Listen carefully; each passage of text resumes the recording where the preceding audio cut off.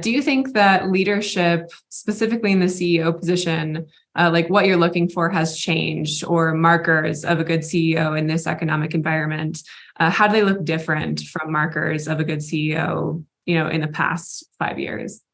Well, I think one thing that I'm seeing a lot of now is the rise of the venture studio. I don't know, Will, if you're seeing this as well, or if you guys are seeing this, but I'm seeing a ton of these pop up. And for you founders, just for context, I mean, essentially what a lot of these studios are doing is they're getting product market fit first and finding CEOs after, which is a very interesting way to go about it. The downside often is that some of the studios end up taking quite a bit of the founding equity, but again, they've de-risked it a little bit. So, I guess there's two. So that was kind of answering your question, is like, what do you look for in CEOs?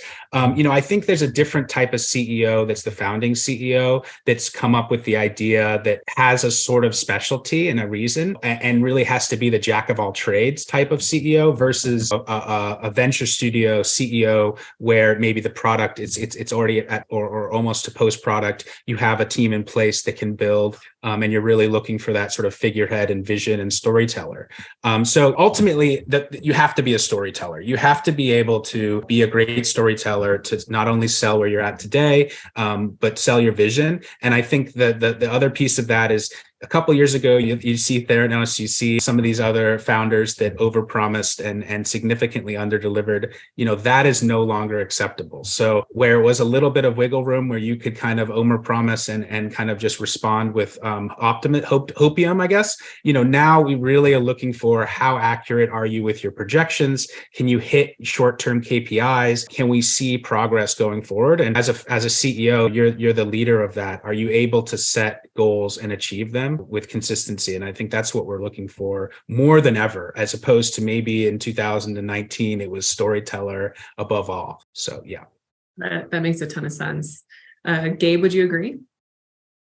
Yeah, I mean, yes, of course, like meeting objectives is important, and being able to like execute is important, and nothing is more important than execution. Nothing is ever more important than execution, right? But I do think that I also do think that like storytelling is good. Hopium made me laugh, though, by the way. I was like super giggling over here. I think that's really cute. Yeah, but we still do need, good storytelling, and good storytelling is an essential kind of like precursor to being able to pitch well, because you are ultimately pitching some vision of the future to people, right? You're really like, some of the startups here, some of them are not necessarily like, oh, at your maximum point of success, like your startup, like, no disrespect, your startup's not going to like be the thing that everybody's talking about like at the water cooler, but that's okay. Like, that doesn't have to do that, but you're nonetheless like pitching a vision for the future that's different from today.